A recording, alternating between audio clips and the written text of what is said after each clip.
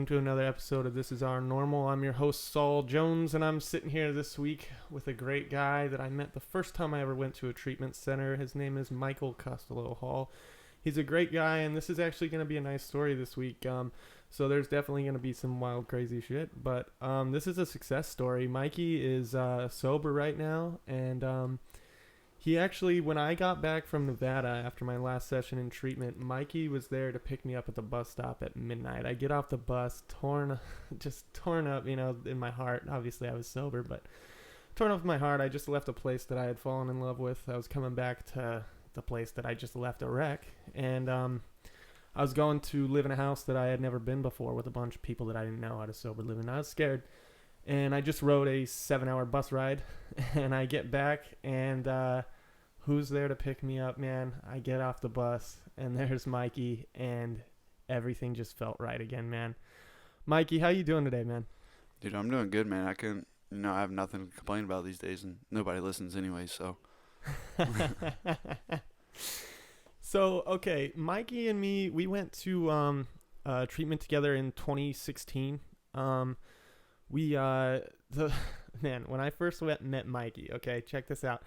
So this was my first round of treatment. I had no idea how any of this shit worked. I was scared as hell. I go into this house, and I'm the oldest guy there, right? I mean, it's all a bunch of kids. It's dude's grandpa coming through the door. I'm like, who's this guy? Yeah, they called me grandpa, man. I'm like, what the hell? I mean, I know I got gray hair, but so I found out later they put me in that house because you guys were children, and they needed somebody that could relate, but also kind of, help us. I feel like I was a leader in that house. You actually were, man. You really were. But the problem was you were a shithead when I first got there. And yeah, you were a leader. But the first day I get there, man, the entire house relapses on heroin except for me. You want to explain that one to everybody? Well, so, I do what us drug addicts do best. I figured out how to get drugs in rehab. What happened? Explain to me how that happened. Well, there's this thing called the Craigslist Special, kids, if you don't know about it. People that aren't from California that come here, you can look up just about any drug on Craigslist. So I'm in rehab, and I decided to get high. So I got a bunch of drugs off of Craigslist, a bunch of heroines. Bunch of heroines, plural. And are you sure that's what you got off there? Because I didn't get the raisins until like the last, we'll get to the raisins. Yeah, after about a good 4 days of smoking heroin in the house and turning everybody in the house I wanted to get clean to using again, I got raisins. But anyways, I got like 2 kids that never smoked heroin before to smoke heroin. That still haunts me. Not really. Man. I'll let that go. But well, you know what, man? We're gonna do whatever we're gonna do. You can't really, blame yourself for that. I mean, you were in junkie brain, and we obviously were responsible for our actions, but you can't hang on to that anymore. You're, like I said at the beginning here, this is a success story, and we're going to get to all the great things you're doing now and how you're giving back. And I couldn't be where I'm at today without you in my life. You've done so much for me. You know that. So, I mean, we got to let things go like that. Obviously, we do shitty things. But I do want to hear the Raisin Bran story, because check this out, guys. So Mikey he brings in heroin, and when he brings in heroin, the whole house relapsed. I walk in the house. 10 out of the 11.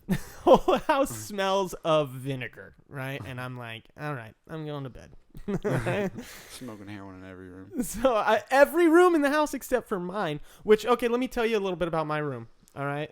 So do you remember my room? Yeah, the spooky one upstairs. The haunted room, bro. The haunted room, dude. Fucked up going up there. Okay, there's a room upstairs, right? And the room upstairs, supposedly some little girl had hung herself in the closet. Some weird shit. I've heard multiple stories. Dude, okay, I played it up because I didn't want a roommate, and I was like, and I did have that room to myself for most of the time there, right? But I was like, you know what? I'm gonna show how tough I am, and I'm not afraid in there, So I'd go sleep in there myself, and I was pretty solid, man. But do you remember how you guys would always want to watch spooky movies every night? Yeah, dude. You remember D Wheels hiding underneath the blanket? Fucking oh, yeah, D Wheels. All of you guys. I would they'd be like, why won't you come out of your room? Come watch movies with this grandpa, right? So I come out of the room, and they put on these movies. The minute the movie starts, they're all hiding under their blankets, falling asleep, and I'm stuck out there watching it, and then I got to go back to the haunted room by myself. So I'm sitting in that haunted room one night, right? And we had just watched one of like the exorcism movies, and I'm like, Those are so fucked. dude, it was getting to me, and I had the window open, and so the door was like moving on itself from the air pressure, but I wasn't piecing that together because I was freaking out. And so I'm like, dude, I'm gonna go downstairs. So I grab a blanket and pillow. I gotta walk downstairs. Whole house is pitch black. Just as I get through the hallway, I look to my right by that pool table, and there's just a set of eyes staring at me. Nobody there, just eyes. And I'm like, what the fuck? Right? I freak out. Who is this? And I hear Saul. And I look up, dude, it was the house manager. He was sitting there. He was just, and I'm like, I had to pretend that I didn't have piss in my pants. And I was like, I'm just going downstairs for the night, you know? So I went down and slept down there. But okay, so after Mikey gets this house to relapse, I go upstairs. I'm just blaming you for the entire thing. They all decided to do it too. Yo, hey, they all pointed the finger at me. But so they do the relapse. Mikey gets sent. Now I will say this for Mikey, dude, you took complete responsibility for that. He went to the house managers. He went to the clinical team, and Mikey changed from that day forward. That was the big change when I actually started making progress in my recovery. Huge change. Now, there was the small little step. You did try to do it one more time. Mikey went to buy him one more time. Explain the Raisin Bran situation. Okay, so, I got caught. I hemmed myself up. I confessed, told, but, us as addicts, just that one more. So they were going to send me back to detox. And I was like, oh, fuck, I'm not going to go to detox sober. I'm going to get high as shit before I go. So, I get back on Craigslist. I'm like, oh, let's try a different dude. So I hit another guy up. He comes, meets me. We're not supposed to have phones, so I'm sneaking my phone. You little shit. Yeah, I'm only running off the Wi-Fi. I'm using that Text Now app, so I can't even go to the street with my phone. So Oh my God. Trying to correspond with the drug dealer, like, yo, I'm in rehab. I gotta run to the street, bro. Okay, guys, listen to me really quick. This is what I'm talking about with the insanity of using, of like, I'm in rehab. What's the fucking point? Right? But yet I'm going to go try to buy more drugs off Craigslist from a stranger with a phone that I had to smuggle in. Just the amount of work, dude. The amount of work. But go on. Dude, the amount of work holding a cell phone by your nutsack. Anyways, so I go meet the dude, and, I'm from the East Coast. There's no tar there. It's all powder. So, I get it. It looks like the same shit that I've been getting. Mosey on back to the house, I'm all happy, giddy, my endorphins already pumping. I get back, I go to smoke it, and everybody's in the house like, oh, let me get mine, because we all threw in on it. And I'm like in the bathroom with my full, about to get down, and I'm like trying to burn it. I'm like, what the fuck? It's fucking raisins. What the fuck? Who knew raisins look like drugs? Dude, it's What called they do. Raisin Bran for the rest of the time he was there. Okay, listen, we had to lock the foil up, Mikey, while you were there. That was kind of bad. When you smoke like 5 grams of heroin in like 4 days in rehab. Jesus. Now listen though, from that point on, I remember me and you had a talk, man. We were sitting outside and you were saying you didn't want to be doing that shit. No, I didn't. That was the other. I have a split personality disorder is what I call it. That's the other Michael. So are you dual diagnosis? Oh, yes. Okay. Anxiety, depression, the works. What do you do to manage that?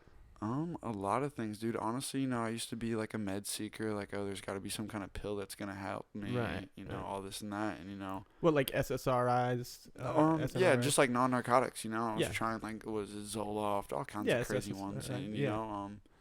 I finally made a choice in my head that, meds, they're great wonders and they're a great fix for in the beginning, in my belief, but I didn't want to rely on a pill to be happy. I didn't want to rely on a pill to not be anxiety and not be able to talk to people. Okay. It's all about getting outside of your comfort zone. Okay. And, as soon as I started realizing that and getting outside of my comfort zone, things became easier.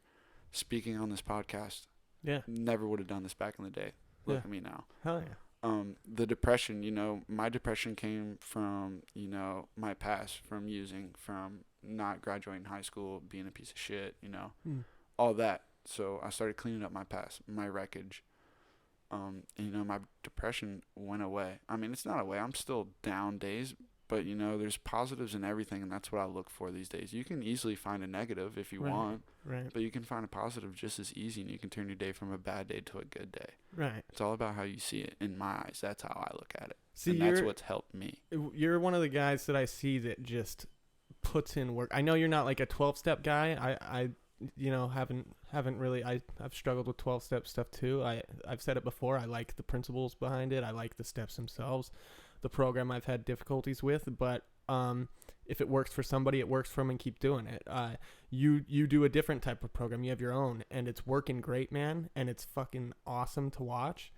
But my point is, you put in work. You do work. Like you said, you cleaned up your wreckage. You've cleaned up that stuff in the past, and that's taken some of the depression off you, so that you don't need a pill. You're able to function in life and society because you were able to clean up some of that other wreckage.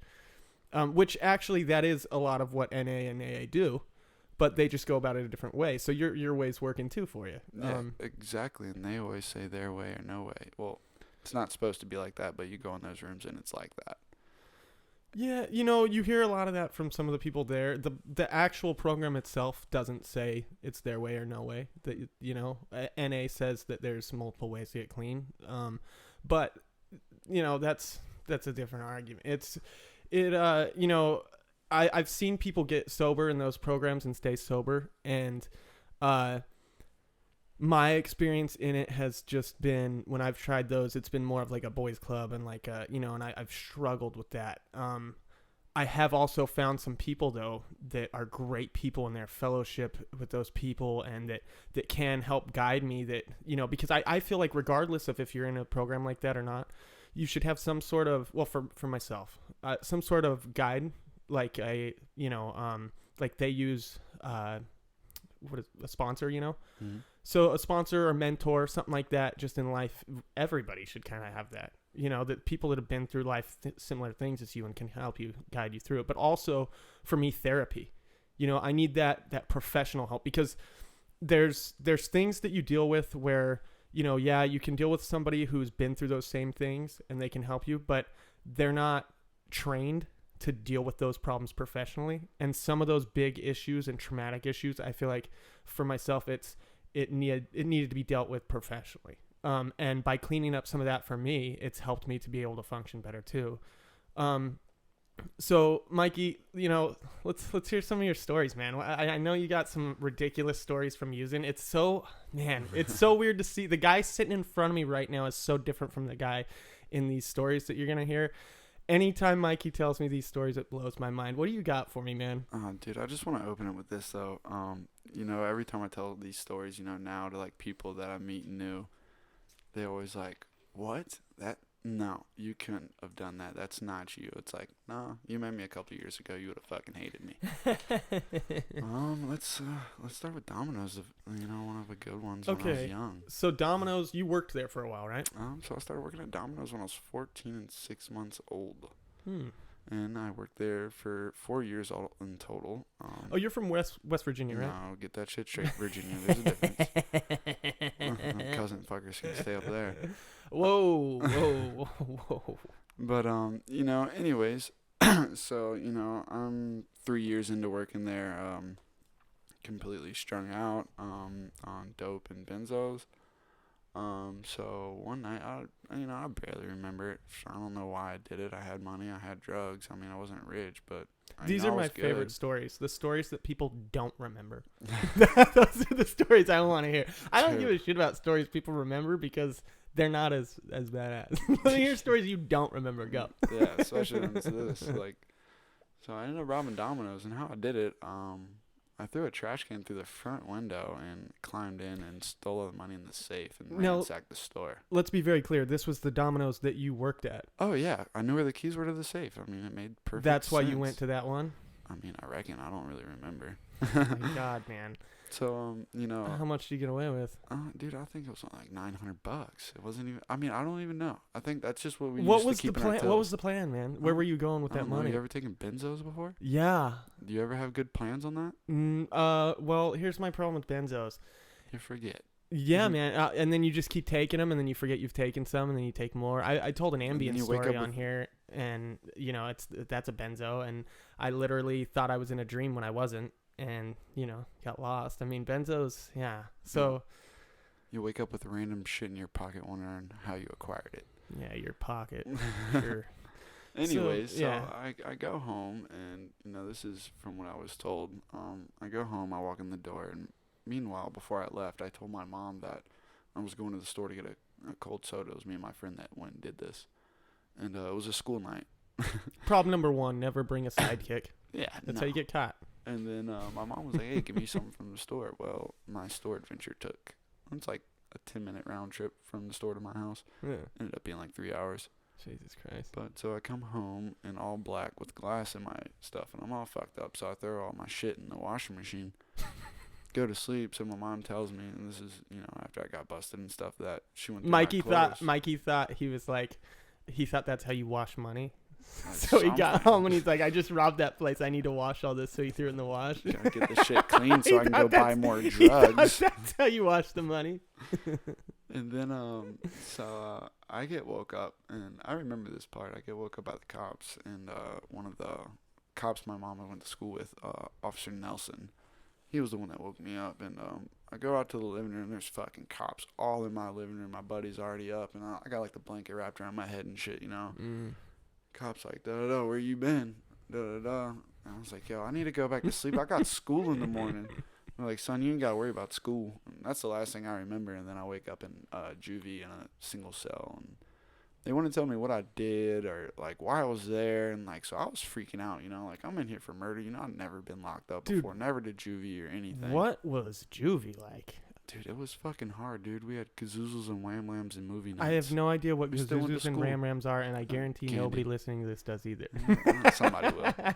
What is kazoozos and ram It's rams? just like some kind of candy. Okay, maybe I'm the weirdo actually. Now I feel like an Hey. idiot. But anyways, so I'm there and I'm freaking out, don't know what I did. So I think I did that on like a Thursday, and visitation was on that Saturday. So my mom and grandma came and seen me, and And you still don't know what you've still done. don't know what I did. Jeez. So my mom's there, and the first thing she says to me, she's like, "Michael, do you know what you did?" And you're like, no. I look at it, I'm crying, because Yeah. like, I don't know, I thought I'm gonna get told I killed somebody, like you fucking killed your brother, you got in a car accident with your buddy Cody and you killed him, or some crazy shit, She's like, you robbed Domino's, and I was like, that's it? Oh, thank God. Thank God. Yeah, so I was like, what do you mean I robbed Domino's? What did I do? She was like, you threw a trash can through the window, Michael. I was like, well, how did I get caught? I turned you in. How did I get caught? I washed the money when I was done. I was like, what do you mean you turned me in, Mom? She was like, I went up there and I turned you in. I was like, but why? Why? I was the great plan. Like, I was away with it. Like, Yeah. I made it back to the house. Obviously, I was going to get away with it. So, then she tells me that. What would you do if your kid rolled up after robbing somewhere, or would you tell him? At this time, like, what I know now, yes. Really? I thank my mom for doing that these days. Really? I held a big resentment for years at her. Yeah. Every argument I throw in her face, this is why I have felonies on my record. This is why I can't do this. This is why I can't do that. That's In all reality, everything that I couldn't do was because of myself. right.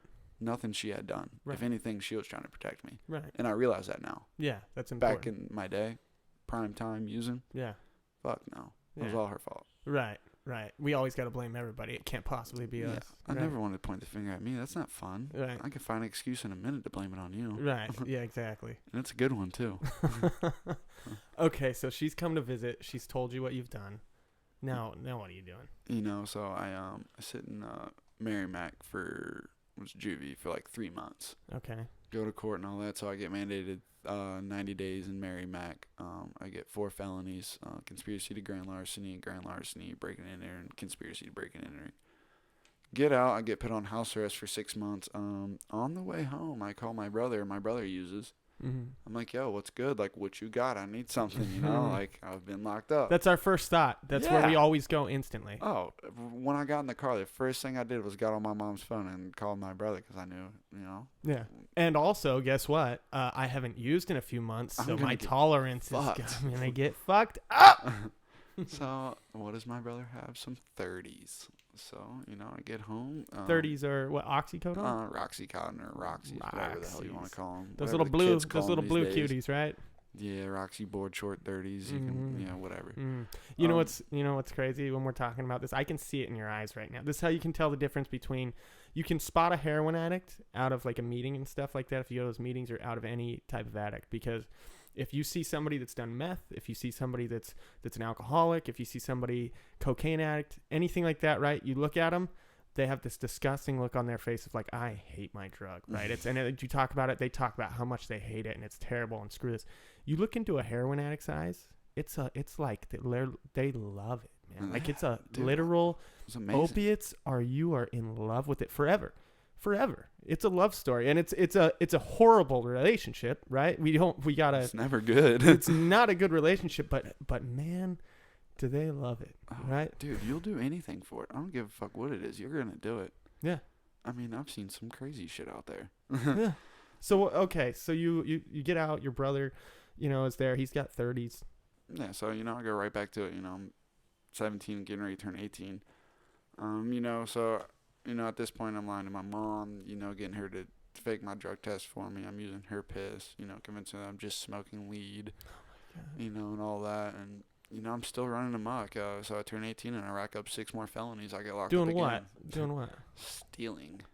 More theft. You love that theft. Yeah, so I stole a bunch of, it's nothing cool, dude. I stole a bunch of scrap metal. Were you stealing to pay for your addiction, or were you stealing because that was another thing you like to do? Both. So I like the thrill of stealing. I like the adrenaline. I'm an adrenaline junkie. No, you have an impulse control disorder. Yeah, of course. Yeah, we all do. Yeah, and then nobody can afford drugs. I don't care who you are, how much money you got. Your addiction's always gonna meet what you make, no matter. I don't care who you are. That's why you see fucking movie stars that do drugs getting clean and shit, 'cause like they get miserable out there. Like there's always an end to it. Mm-hmm.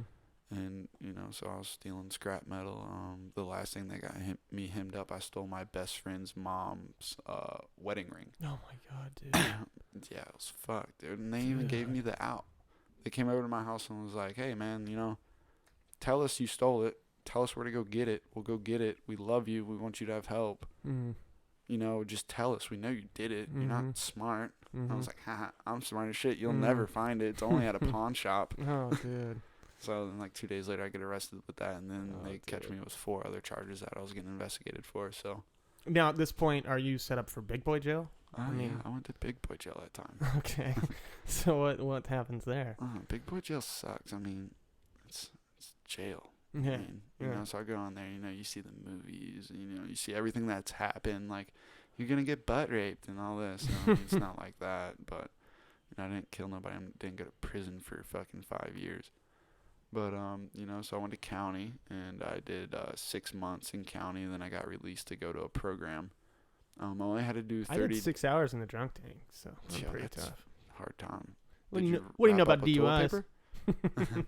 Oh, no, I had that next day, drunk, you need to go to the bathroom really bad. I was holding it in, just having that, sweaty panic attack. Oh, no. But I was not about to take it. In there. Screw that. So, yeah, I get out, and... I go to rehab, but I have a window, I just got out of jail, what do we think about getting high? I haven't got high in a long time. 6 months in jail didn't do it for me, I of course. Didn't use wands, nothing. People are getting high off, one of those, I don't even know, naproxens or whatever they are. They're getting high off those, and they're fucking all kinds of weird shit, making hooch. So, I got out, and my mom was like, "You need to get just a anti-inflammatory." Yeah, they're taking bunches of it. But, I got out, and, I was supposed to go directly to the treatment, but I was like, Mom, I just did 6 months. I can hang out with y'all for a week if you just schedule my flight a little bit later. Really, I just want to get high. So I scheduled the flight a little bit later, and I started getting loaded, and got loaded for 2 or 3 days. I didn't need detox or anything. So we're talking, okay, you've robbed the Domino's, gone to juvie, come out, done a bunch of shit, gone to jail, come out, and your still first thought is... Get high. More fucking drugs. Yeah, that's all I thought about. More drugs. What's wrong with you, Mikey? Use your willpower, bro. Use your willpower and stop, dude. Yo, if it was that easy, then... Oh, man. Can't you just will yourself to stop, man? Yeah, dude. It's like, yo, dude, you see this is bad for you. You're fucking killing yourself. You're hurting your family. This isn't the life to live, buddy. It's like, no, I want this. Yeah. Yeah, well, the problem is what I'm seeing from that is, a guy that's not at that point in your life, you hadn't been doing anything to retrain your activities, retrain your cognitive functions, retrain anything in your midbrain. So your midbrain's still telling you that impulse of use drugs, use drugs, use drugs. And then anytime you use them, you're numbing up your cerebral cortex, which is all your willpower, all your morals, all your character. So now you can't help yourself. You know what I mean? It's not, this doesn't surprise, it shouldn't surprise any of us. You know, everybody acts so surprised, like this story, you know, like, oh my God, he did all this and wants to go right back to drugs. It's like, that surprises somebody. That's what he's supposed to do. You know That's all I know. That's literally what you're programmed to do. It would be weird if you didn't, if you weren't working on something to retrain yourself and retrain your brain, retrain your cognitive functions and whatever else. I've said it before, I don't have the answers. But what I'm saying is there's got to be something at least. And at this point, you hadn't been working on anything. So, of course, you're going to keep going right back to it. Yeah, and along with all that, too, another thing that had a lot to play with is my childhood, you know. Let's hear about that. So, you know, dad alcoholic, you know. What didn't happen to me was a kid would be a shorter list. Physically abused, mentally abused, always fighting in and out of the homes. Both parents were alcoholics for a little while. My mom quit drinking because my mom and dad fought all the time. Man. I had really bad health issues. I was molested as a kid as well. You know, and that's a big thing for anybody to go through. Yeah, that's huge, man. That's a huge traumatic. And you know, once you deal with those things, it doesn't have power. Like, you let it go. You know, you get it out there. And that's one of the hardest things that, for me, was one of the hardest things to do, because it's so, like, when you talk about your childhood and things like that have happened to you, it's like it's taken away. You know, you're raised to be a man and you don't cry and you're strong, you know. So you don't want to share that to people, you know. That's showing your weak side, you know. That's letting you down. And for a long time, I held all those things in. And once I let all those things go, you know, I've relapsed a lot. I've been to 8 treatments. How did you let all that go? What did you do to get rid of that, to let that off? Because there's a lot of us, man, that have been through big traumatic experiences such as molest or being beaten or just terrible things like that. And the thing is, with any trauma, it lives in the midbrain, which is the same part of the brain as the addiction.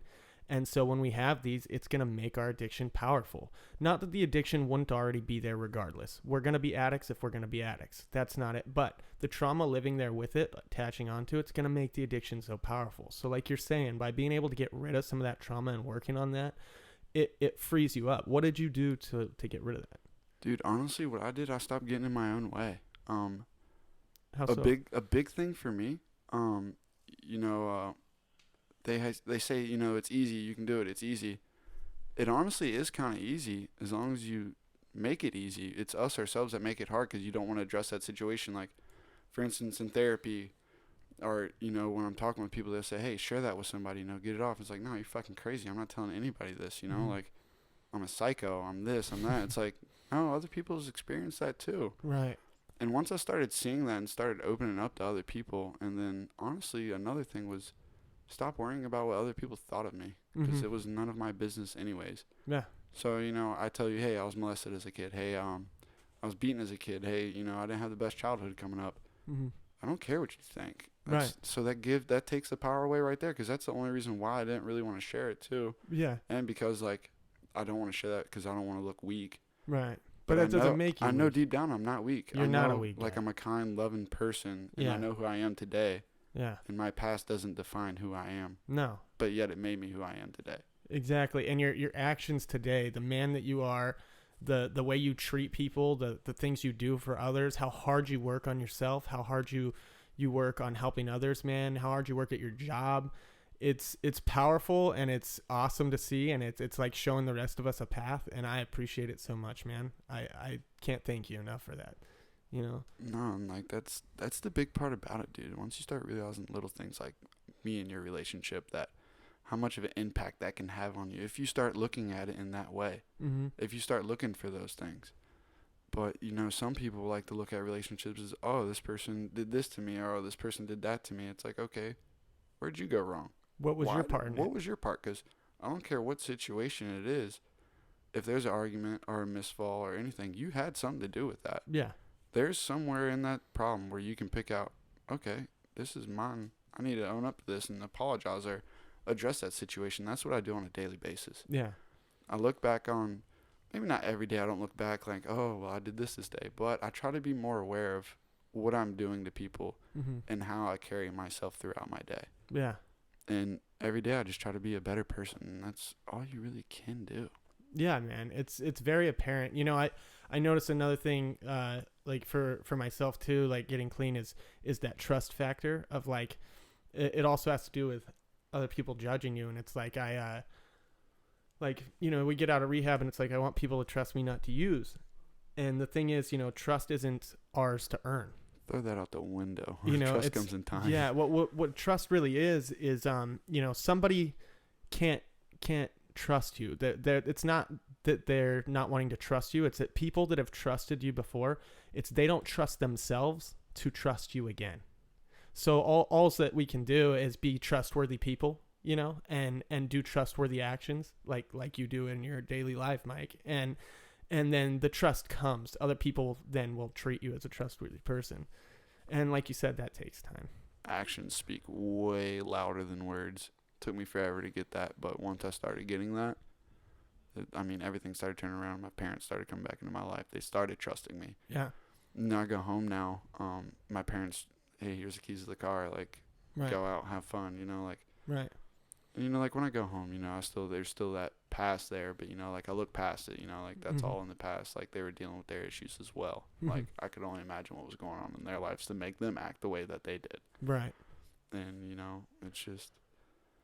I don't know, man, like, and then another thing, too, like, with the relapses and stuff, when, you relapse, you don't lose shit. You don't lose nothing. No. It's because if you relapse and go out and go on, like, a fucking 5-6 year bender, then, yeah, you might have lost some shit. You probably lost a lot of shit, actually. Speaking of relapse, you want to talk about... You want to talk about me chewing my lip? Yeah, let's talk about that whole thing, because... So? Yeah, I had just... Me and Brooke had... Brooke is... she was a house manager That's at one of the mama. treatment centers. That's Mama. And we had just helped another friend that had relapsed, like, the week before. And then I get a call from Mikey. He needs, you know, treatment. And I'm like, not Mikey. Like, no way. You know, not Mikey. Damn it. You know. But it can happen to literally any of us, you know, because that's... And it doesn't matter. Just get your ass back up. Let's go. And that's the attitude Mikey had. So... we had to get Mikey into treatment, but the thing was, we couldn't get him a bed till the next day. And see, Mikey is actually, even when he was using, he's really easy to deal with. He's a great guy. So, but we didn't want to lose him, you know, because he was smoking meth and he was biting his lip off of his entire face. And so we ended up getting a hotel room that night and just keeping him in the hotel room until we could get him into treatment the next day. But talk about that experience, Mikey. What in your lip and your relapse? I'll start from the beginning of that one. So, you know, I'm working in treatment. You know, I'm doing the deal. I'm working the program. I'm a sober living house manager. You know, I'm fucking balls deep in NA and A, like as deep as you can get in it. Sounds hot. Yeah, right. So, you know, I'm doing the deal. You know, I get in a funk like we all do. And that's what happens when I stay in those rooms for a long period of time. I get stagnant because that's just how I get in those rooms. And that's just your experience in there. Yeah, that's my experience. I have seen people successful in those programs. Oh, dude, I have. I've still talked to people these days that are like super successful in those rooms. Yeah. It's just that wasn't for me. Yeah, there's infinite ways to get sober, man. There's so many, dude, and you can't knock on somebody else's way as long as you find a better way of living and you're doing good and you're contributing to society. Then by all means, however you're doing it, do it. But back to this relapse. Yeah. So yeah. I'm the sober living house manager. One of my clients are using, and I catch him. He's a good friend of mine. You know Tyler. Oh yeah. Okay, so me and Tyler, I catch him using. He fails a UA. Name drop. So I give him 3 days. I'm like, yo, 3 days, fucking get your shit together, dude, or I'm gonna kick you out. And so those 3 days go by. I'm already in a funk, dude. Like, I've been wanting to get high for a minute. Do you remember you wanted to go to a meeting and you called me up to go to that meeting and Yeah. you were lit up like a Christmas tree, falling asleep on my arm. Dude, I was done for. And Dude, that denying was the it to me. second day. Denying it. That was the second day of That's using. also what we do.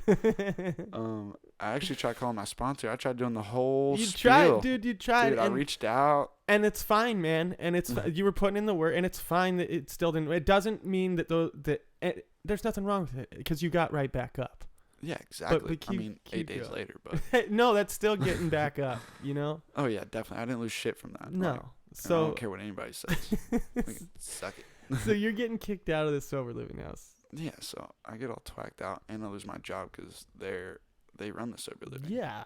So I in those 8 days too, I didn't get a wink of sleep, and I managed to chew a big ass hole in my lip, and just kept. So you didn't need to eat either. Yeah, no, I was good. I had protein, like I'm running it. No water. I'm a camel. Yeah. And my lip gets really, really infected. And What's left of it? Yeah, whatever. Looked like some crazy shit out of a movie. Then, dude, it was weirdly. I thought I was rolling up on the Joker from Batman when I saw this guy. Fucked. I thought I was gonna lose my bottom jaw. I roll up on you. You're in a parking lot across the street from my work. I get off work early. He's twacked out of his gourd. He's got the hood up from his car. He's like working on his car. I roll up with Brooke, and I'm like, we need to get him the fuck out of here. Like, there's no way. There is no way cops are not on the way. There was no way cops are not on the way, dude. I was like bobbing around, noodle grooving and shit. Dude, you just wouldn't stop dancing. And Brooke's looking at me. She's like, "Oh, he got that cheap, shitty meth. It's making him dance." I'm like, we need to get him out of here now. Like, let's go. Hey, let's go now, right? So, right now. Let me get your keys. Nah, I got this. I'm gonna drive. Dude wanted to drive, man. I did drive. You did. I let to you the drive. show. That's right. Oh yeah, but then you let me drive after that. I was scared that because I knew there were drugs all over in that car. No, it was a mess. Dude. And then let's talk about when y'all kidnapped me though. And yeah. I was paranoid, thinking y'all were gonna stick me with a Narcan shot. I was gonna freak out on y'all. The psychosis was kicking in. Dude, we were not letting him go because we did not want him to disappear and not get him to treatment the next day. So we got a hotel room, like I was saying, and we kidnapped him, right? We sat on him for the day. And we told him, do all the drugs you want. We don't care. Yeah, I had a bunch of drugs. Y'all were like, we were like, just do your drugs, just as long as you're going in the morning. You're going in the morning, you know? Just like, yo, I got to finish these first, and I'll go wherever you want. So he's doing all his drugs. But, dude, I'll be honest. You were easy. Yeah, I wanted it. You just did your drugs. I just had drugs left to do. Yeah. I get it. You just had to get rid of them, dude. Yeah, dude. It's like that one for the bang, the grand finale. Yeah. And, then I went back to treatment. And, the funny part about that, when I first went back to treatment, I still had like $700, I think, in my wallet. And I had my phone. And, I still had everything. Still had my car. I didn't run it to the bottom like I usually do. And that's how I knew, like, I wanted it this time. Like, I was about it because I could have kept going. Well, here's my thing with the wanting it thing. Because I've been asked that, like, how did you know that you wanted it this time? I don't believe anybody ever wants it. I don't. And a drug addict's a drug addict. And we want to use, and we always want to use. I want to use right now. But I don't want consequences. That's my thing. That's why I don't use. Because if I use, there's consequences. Negative things go bad. If I could get high with no consequences, dude, I would get high right now. But there's consequences. Way too many consequences to get rid of, though. I would never be ready. I just don't want consequences. Yeah, dude, you get sick and tired of that lifestyle, honestly. That's what I got sick of. Yeah. You go nowhere. Like, you're going to live on the streets, dude. And I wasn't cool with living on the streets. They suck. It's cold. You don't get to eat all the time. Like, it's not fun. Man. And then, so I go back to treatment, and they search my stuff, the whole treatment routine, and they give me my stuff back. Go to my room. I'm still been up like 8 days. I'm still out of it. And I realize that my wallet and my cell phone's still in my basket. I'm like, dude, I can leave right now. Or I can get drugs tonight when everybody's asleep. Oh, no. You're like, or I could get some more raisins. Where's Craigslist? I need some more raisins. No, I had enough money to try a couple people. I figured somebody would have brought me some real drugs. Let me get on Craigslist. Can I get some raisins? Raisins, please. So then I like 3 or 4 days go by, and I'm sitting on that idea of still getting loaded and like playing with that devil on one shoulder and angel on the other. Like, no, I want to get high. No, I want to stay sober. And I just have two devils when it comes to that. I'll be honest, man. Yo, just get high. Mine are both just like, let's get fucking high, dude. And then, I did 90 days in treatment again. I went through one program, transferred to another one for IOP. I didn't do the whole rehab hop. I have been paid to go to treatment, though. I did do that route for a little bit. But you want to explain a little bit of that? What is the paid to treatment thing? Dude, so it's a big nasty thing, a referral thing now. A lot of people know about it. But, because this has been an issue. And see, the problem is with this kind of shit, man. There's healthy referrals and bad referrals. I'm a firm believer of that. Absolutely. But there's a lot of bad ones. The problem is, man, there's such a huge issue going on with drug addiction right now. And we need to do whatever we all can to get clean and sober. And then there's these other problems going on with this insurance fraud and these rehab hopping things. And it's really getting in the way of people that really need it and need to get in, because now we're dealing with this type of stuff. So what exactly was that? I didn't do the hopping. I got people in. Right. I never paid people, but I would. You got paid from the people. I got paid. When you make $4,000 in just texting somebody's information over, why not do that? So what this is there's people that do referrals to get other people into rehab, right? They're people that you call in, you give them your insurance, they say there's these rehabs available, blah blah blah, you go to them. If you're there for 15 days or more, the person doing the referral gets paid, right? Mm-hmm. So these people doing the referrals are paying other people to go into treatment. They're giving them some of their cut, some of their bonus money, so that they'll go into treatment for 15 days. And they're doing it to people that don't need to go into treatment, or they're giving people drugs so that they'll pop dirty so that they can go into treatment and get this money and do this. So it's abusing. Rehab shuffle. Yeah. And it's causing a big issue where it's taking up space for those of us that need to get clean. It's causing issues where the insurances are having a harder time paying out, and it's all just for, $1,500 here or there for people. And dude, I'm not knocking you for doing this. We all do shitty things like this. This is what, it's just one of the things. It's not something you do now. I'm not, no judgment on that. I just wanted to explain to everybody what that was. Definitely. People need to be aware of that whole situation. It's not a healthy one. But yeah, I went to that treatment center, did another one. I was in IOP. They were telling me, don't get a full-time job. Don't do this. Don't do that. The whole... And that's when I realized, rooms weren't for me. I was scared of doing that for the rest of my life. You're telling me that I have to come in and out of these rooms forever. It's like, no, this was a great foundation for me to build my foundation on. Let me go in the real world and let me fly, Right. Because, one of my favorite sayings that I got from the rooms is, if you have one foot in the future and one foot in the past, you're pissing all over today. Mm-hmm. Why the fuck am I going to these meetings and still living in my past, sharing my stories every single day, listening to other people share their stories? For me, that was keeping me in that past. That was keeping me everyday reminder of what I did. It's like, I don't need to be reminded of that. I know I did that. Well, the people that I see successful in those places, it's not just that they're going to these meetings to hear the stories. They're also putting in work on themselves too. That's the key. No matter what the program is, the 12-step, whatever, the people that I've seen successful, they're focused on themselves and they're working hard on themselves. And yes, they're hearing other people's stories. They're sharing those. Maybe that's helping them with some therapy type stuff. But the key is to be working on you daily, putting yourself in check daily. And one of my biggest problems is the count of days, that I have this many days in a row thing. And my problem, count. Yeah, I don't. No point. I'll be honest, I'm a hypocrite. I know exactly how many days I have in a row, right? But I have no idea. But the problem is with that is it's another addict-like behavior. It's total addict behavior. We need that instant gratification of, I've got this many days in a row, right? Because we need to have something. We need to have been earning something for this, right? But then when we relapse, we feel like we've lost something. You didn't lose anything. You were still sober for all that time. You weren't sober for this little couple hours. You woke up the next day, you're sober again, get back up and go back to work. But when we're losing those days that we think, then we go into this depression, And the problem is too, is so somebody with 10 years, right, of sobriety, is probably 1,000 times less likely to relapse than somebody with 10 days of sobriety, right?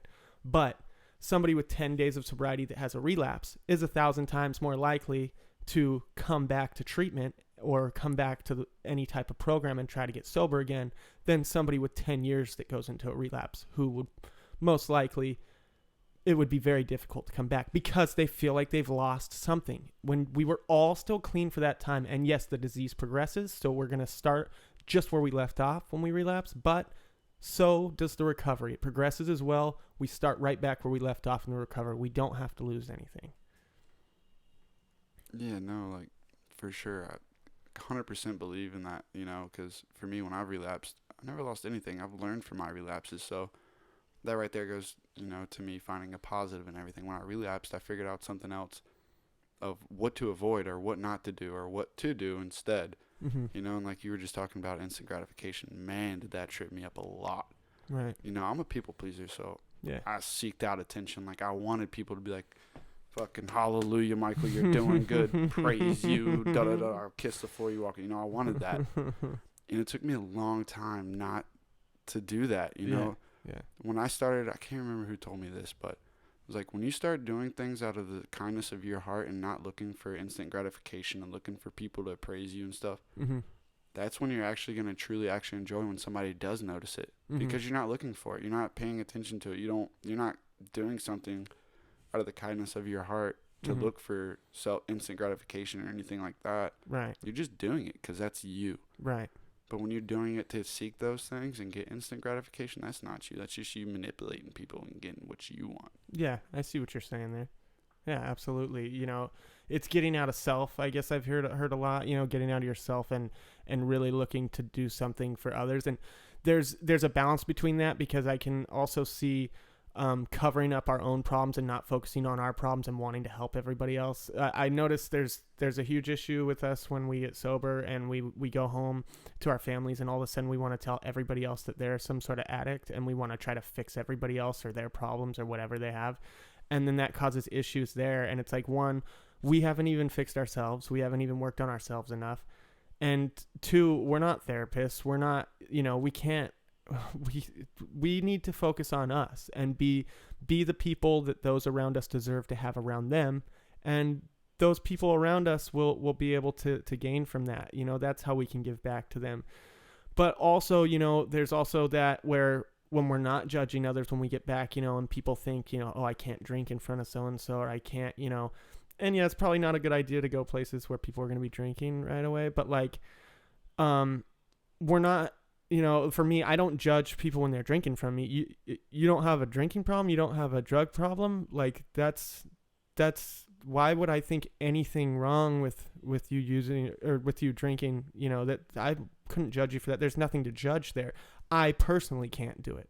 I just can't do it, and so it's a hard balance of making sure that we don't make people around us feel like we're judging them, but also, at the same time, realizing that they're going to kind of feel like that anyways. And a little bit of it is our fault, so just trying to, you get what I'm saying, that balance. Yeah, no, definitely. You need a balance between all that. And like you said, too, to reiterate, you might not want to be around people that are drinking or smoking weed in your early sobriety until, like, you're good. And when you're good, you'll know you're good. It's not like, oh, I'm going to try it. Like, if you feel any bit nervous of being around that stuff, you shouldn't be fucking around it. Yeah, just don't go. Why risk it? Exactly. Don't risk it for the biscuit, man. And, with me, drinking and all that stuff has never been, it's never bothered me, because if I'm going to use or if I'm going to go get drugs, like, I'm going to do it. It's just plain and simple. Yeah, some things have an influence on me. But as far as, like, going out to bars and, stuff like that, none of that's really had a big impact on me, because I'm a social person. Everybody's a human, like, seeks connection with other humans. Like, it's in our blood. It's in our DNA. Mm-hmm. And, like, what do we do to seek connection? How do you meet new people? How do you do that? Well, you got to go out. And what do most people do? They go to bars. Right. They go out to clubs. But those people don't have the impulse control disorder we have. So those people can go out and do that. Yes. We just can't do it. We have to find another way. Yes. And I wouldn't say you can't do it forever, because you're saying can't use like a drink go to clubs forever, and stuff can't like go that. around it. Yeah, because I go to clubs and all that all the time. I go to shows. It's a big thing. Right. With my recovery is like EDM music, electronic. Mm-hmm. Yeah. And I'm around that stuff all the time, and not once have I ever thought about like taking Molly or acid or anything or crazy party drugs, you know, Yeah. because I'm not there for that. Right. I'm there because I like the music and I enjoy it and it lets me get out of myself. And the girls. And the Yeah, women. the girls. You gotta watch them. They'll get you in trouble. Real I'm quick. just kidding. Mikey's basically a married man these days. Oh, He showed man. me. He gets over here today. He's so smitten. He's showing me dude, pictures of she's this wonderful. beautiful girl. She's So lucky. beautiful, Mikey. Congratulations, by the way. Yeah, and like She's- you know how I am with the relationship thing. You remember Oh, me yeah. back in the You're a day. You know? dedicated It's like man. I'm never getting in a relationship. I'm a wreck. Blah blah blah, blah. And you know, Comes over basically with a ring on his finger. you know, it took me a lot of time to like, cause you know, a little bit about my story before I came out to California. I was in a really toxic relationship for 3 years, and it was really bad. And I told myself, you know, I wasn't gonna do the things that I did in that relationship anymore, and I wanted to fix all the things, and I did, and I finally felt I was ready for a relationship, so I took Right. that step. Yeah. So okay, Mikey. You know it's about that time, man. This has been awesome, dude. Your story is one of success and hard work, man. And I'm so grateful to have you in my life, man. I'm grateful to have met you. I hated you at first. You were a little shithead, but you've always been a leader since I met you. You might have been leading people the wrong way at first, but you turned your shit around, man. You've led people the right way. You're still leading people. You're doing the right thing, man. And it's just been a pleasure having you in my life. We wanted to dedicate this episode to one other guy that was in treatment with me and Mikey. We went in Trip Miller. Trippy was a good friend to the two of us, and Good old trip. Trippy passed August 21st of 2017 to an overdose, and he was a great guy, and Love that dude. it's the world has lost a really good guy losing him. Yeah, So I'm a one-armed bandit like him right now. You know what that's I'm true, saying? Trippy. Love you, Trippy, and shout out to the Miller family. We love you guys, and thanks a lot. This has been another episode of This Is Our Normal with Mikey Costello Hall, Saul Jones, and our producer, Joel Cowan. Thanks a lot, guys. And if you guys want to reach out to the show, be part of the show, contact us. The email address is actually Saul, Saul, Jones, Jones, at thisisournormalpodcast.com. That's Saul Jones at thisisournormalpodcast.com. Reach out, be part of the show. We love you guys. Talk to you later.